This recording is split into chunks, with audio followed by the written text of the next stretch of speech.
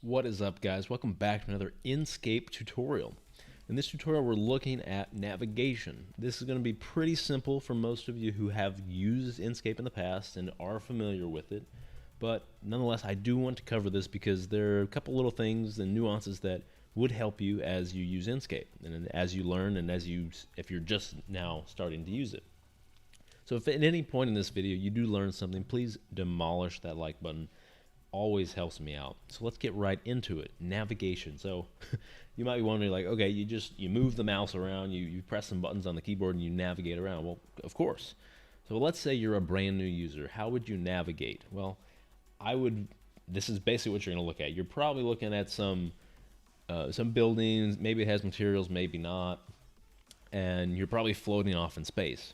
Okay, that's great. So then what do? Well, I would always recommend everyone look at these hotkeys down here. This is going to tell you everything you need to know about navigating your scene in Enscape. That's not hard, but I will say it's very important to work with these and always remember what they are. So because I have got the navigation down, I just press H. I don't want to see this. I don't want this to disrupt my view. I can navigate perfectly, but I would recommend always viewing this and using this as a resource to navigate throughout your Enscape experience. The first thing you'll notice is, if we start at I'll start from left to right, the move. And it's all about moving, of course. You probably want to move and look around at what's going on and not just be stuck here. So if you are a gamer, then you're going to be familiar with this. The idea is that WASD is used to move, and W is forward, A is left, S is backwards, and D is right. And you might ask why, if you're a gamer. If you're not, why is that set up that way? Well, it's meant to actually use your three fingers here. If you use three fingers, then you've got three of those fingers. One is your leftmost finger is on A, and your middle of those fingers is on W and S, and the rightmost finger is on D. So the idea is that you can quickly move left and right, center and back. Like it's real easy to move, and you'll get a hang of it. And it's actually set up the same way that the arrow keys are on your keyboard. And I will say that you can use, just like you can use W to move left, you can use the left arrow key to move left, and I'm interchanging between them. Now, the reason I would not necessarily say to use the arrow keys, because you likely have the mouse in your right hand, and you're working with moving about the scene with your left hand, which is why they have the WASD set up. So if you imagine the WASD set up just like the keys, it's going to be a lot easier for you to understand what's going on. So if I'm not going to bring the mouse into this at all, but I'll press W, and I'm moving forward. But the thing to note about forward is it's not straight. The difference between straight and forward. So the difference between that is, if I'm moving forward, I am moving the forward in the direction that my camera is facing. So in this case, Enscape, you're basically like a walking camera. So it's the forward, or the W, the front arrow key, the top arrow key, is going to move you forward, and forward is the direction that you're facing. And the backwards works the exact same. It's going to move you backwards from what you're facing. And again, left and right, you're still going to look in the same direction, but you're just going to be moving left and right. So this is all great. Now, why do I say forward instead of straight? Because straight would imply that you're moving in a fixed direction, regardless of where you're looking. Now, that's not how Enscape works, because you'll be moving forward compared to your camera, and not just in a straight direction regardless of where you're looking. Now, we can start to kind of fudge that a little bit once we bring the mouse into it. So let's look at just the mouse now. So we looked at just the keyboard and moving front, back, left, right. But now let's look at the mouse. So I've got my mouse here, and if you want to look around, how would you look around? Well, you're going to use this rotate, which is just the left mouse button. So if I hit the left mouse button and I click, nothing's going to happen. But if I click and I hold, I can now start to move my mouse around. That's great. That's easy enough. Now your mouse is imagining imagine your mouse is now your hand or your head, and you're now looking around. You're using that to look around. That's exactly what it is. I'm trying to make this sound simple enough. And so that's the left mouse button. So the right mouse button is orbit. And so again, this is going to be just like Revit and orbiting in Revit. I'm sure you're familiar with that. This is not the same key, but it's a lot easier because you're just using the right. You know, I can right click all day and nothing happens, but if I right click and I hold it and I start to move around, you can see I'm orbiting around my building. But what am I orbiting around? Well, I'm actually going to orbit around where I click. So if I click on this tree way over here, I'm now orbiting around that tree. Whereas if I orbit around, if I right click the top of this short roof, I'm going to now orbit around that short roof. So it's really simple to use orbit, but it's also nice to know that it's going to orbit around what you're clicking on. So in this case, the top of the chimney. Great. That is perfect. It's very easy. Something that's not shown here is the middle mouse button. So you've got your scroll wheel. I can scroll in and out. A lot of times I see people trying to scroll in and out, and there's nothing wrong with that because it's another way of moving, using the W and S to move in and out.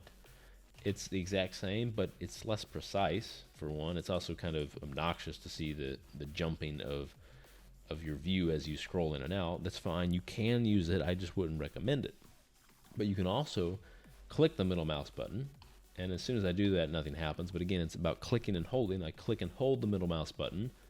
I can now pan around, and this is exactly like Revit. This is nothing new. The pan is it's the exact same. It's very simple to use. So finally, the thing I left out is the up and down. The up and down is E and Q. So they're right next to the move forward. So you've got E and Q.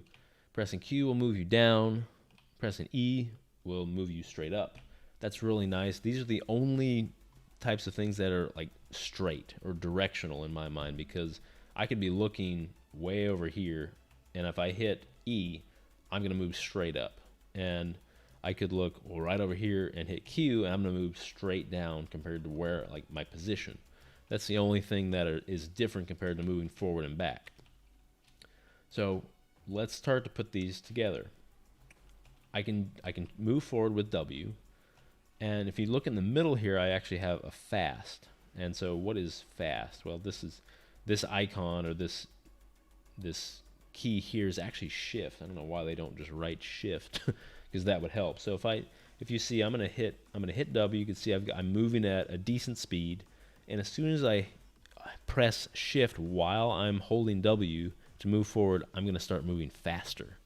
And that's great. So if I hold shift and I click any of the movement keys, I'm now moving faster. See, holding shift, moving faster, moving faster. It's much easier to navigate larger scenes by pressing shift. And so there's one more element to moving faster. So I've got fast, which is shift, and I've got faster, which is control. So if I move forward and I hit control, you're going to see I'm moving even faster, which, hence the name down here. You can see faster. Imagine that as well. But this is something that is not even remotely brought up in Enscape at all. This is just a self-discovery of mine. There's fast, obviously, with shift. There's faster with control. But if you want to move the fastest, there's two different ways you can do it. The fastest being holding shift and control. So I'm going to move across the scene pretty quickly. I'm going to start moving forward. I'm going to hit shift. Then I'm going to continue holding shift, but hit control. You can see I fly through the scene. There's control, and there's shift control. Like it's twice as fast, or I guess it's probably at that point 8 times as fast as the regular movement. So that's going to do it for that. But one other thing that not a lot of people know about is, and this is the other fastest in my mind, and this is another self-discovery, but again, it should be somewhere in these tutorials down here in the basic hotkeys, but it's not. I'm sure it's somewhere else on their website. But with your mouse, remember, we can click and nothing happens. We can click and we can hold and look around. But how would we get to a particular place like in an instant? Well, you've got your views over here, and we'll get to that in a second. But how would we do that with just the mouse? Well, you can actually double click anywhere in your scene and you'll be taken right there. You'll move directly there. So if I wanted to go to the front door right there, I can double click and it's going to take me to the front door. Now, you're not in walk mode. If you look up here, I'm still in fly mode. So all I can do is just hit spacebar and now I'm at my front door and I can look around. But maybe what I want to do is I'm way over here. You're way outside the scene. Maybe the scene starts like this and it's gigantic. It would take you a while to navigate down there. Well, I can double click the top of the balcony there and I can immediately zoom and end up right on top of the balcony. I can hit spacebar and I'm on top of the balcony. Great. Very easy. Again, you're not going to find that in the hotkeys down here, unfortunately. So that's just one you're going to have to remember. So we've covered everything. We've got fly and walk. So again, you can see up here that I'm on fly mode because I'm in the air, I'm flying. And as soon as I hit spacebar, I fall to the nearest, let's say, surface, because really anything that is model, like a model element, can serve as a surface. So in this case, I'm on the ground, and again, I can look around just like normal.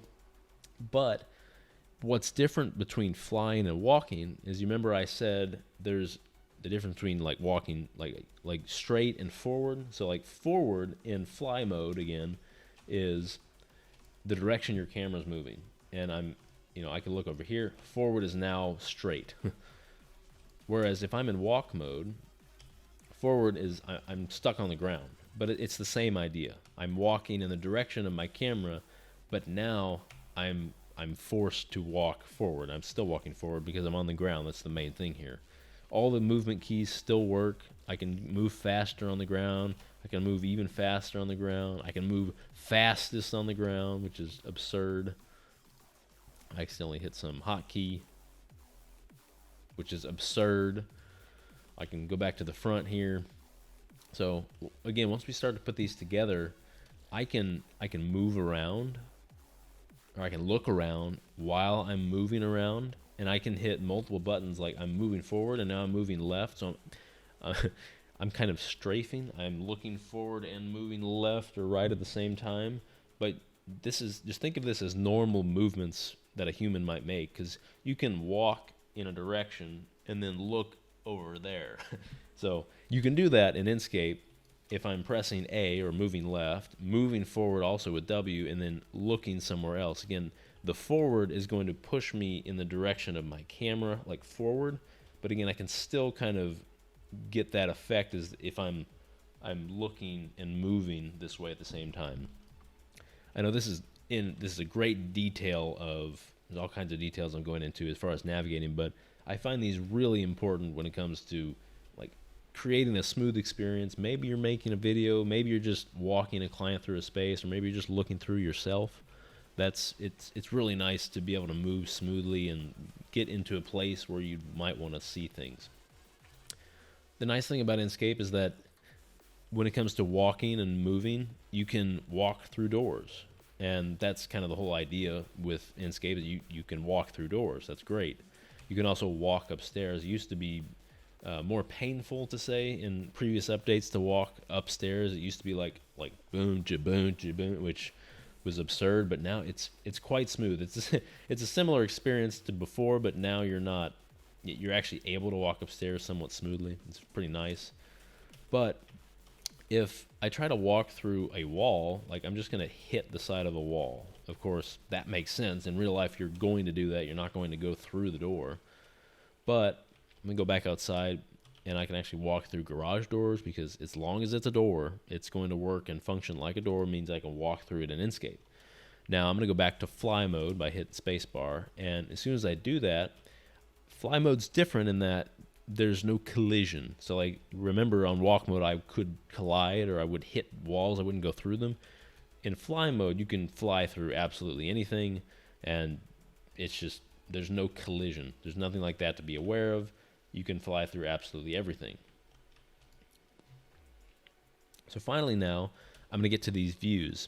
So these views are, I would set these up for a presentation, or maybe if I want to set them up to to render out all these different views at the same time with the batch rendering, and I can have all of those images saved. Maybe I want to go back to these views, and the idea is that you create specific views so that you can go back to them. And going back to them, not just so you can go back to them in Enscape, great, but if you want to re-render them, make a new image from them, then you can get the exact same look, the exact same place, the exact same perspective. All of that's the same. So how would I do that? Well, I'm going to come over here into Revit, and I've got all these views here. So how did I get all these views? Well, let's say I want a view that happens to be on the top of my roof. I don't know why I would want a view from the top of my roof, but let's say I want this view from the top of my roof. And it's based on where you are. So now I'm going to go to create 3D view. And I'm going to call this roof because that makes sense. I'm on the roof. And the way I like to organize my Enscape views is actually give them a specific Enscape view category. So right now there's no view category. So let's go ahead and apply the Enscape view category there. Perfect. And so as soon as I do that, you can see all these different 3D views that are in my project. And there's my project. And now I've got my view that's roof. So how would I get that to show up in all of these views? The thing that's going to make them show up in this view is if they are favorited or starred or however you want to call it. Toggle favorite right there. As soon as I do that, I don't even have to close Enscape. But I can go back to Enscape, come down here, and of course I've got all these views, but there's roof. That's perfect. So what do these do? These allow me to easily navigate throughout my scene based on where I've made views and favorited them. So I'm going to hit back, and this is the back of my building, and I can go straight there. And as I update things, I can always come back to this and re-render from this place, update the settings, whatever it might be. I can create essentially a presentation of views, and instead of walking around, I could just jump to the front. I can, again, jump to one side. I can jump back to the front. And I would honestly use this if you're not that great at navigating, or if your navigating is a little choppy and it's not quite ready for a presentation. Once you get good at that, you can start to navigate and walk around a scene and really walk around with your client. But until then, you're really, really better off starting with these views. And again, I still use all these preset views because it's really important. It's really nice to be able to jump from one view to another and go back and forth to what you might want to jump to and jump back to in a presentation. Maybe a question comes up again and you need to go back. I need to go back to the front because there's talking about the front. Well, boom, I can go to the front right there. Really easy. Really easy. And it's going to live with you throughout the life of the project as you update the model. It's perfect. You can scroll down, and honestly, I would use this like literally to present. Like, you actually have a start. You talk about this view. You can even just look around, from this place. If you don't want to navigate, you can just look around. You've got more views. I'll go to my front. Then you talk about your front. You can look around here. It's just a really good way of navigating. There is one more thing I want to bring up when it comes to navigation, and that's going to be the mini map. And this is probably the feature I use the least when it comes to navigating in Enscape, just because it's it's a bit weird. So if I hit M, you can see M is mini map, and I'll hit M, and as soon as I do that, I can see this little map that shows up. And so imagine this is a plan view. I'm going to expand this so we can see what we're looking at. So right now I don't see anything, and it's all about based on where you are. So this is where I am, where my camera is.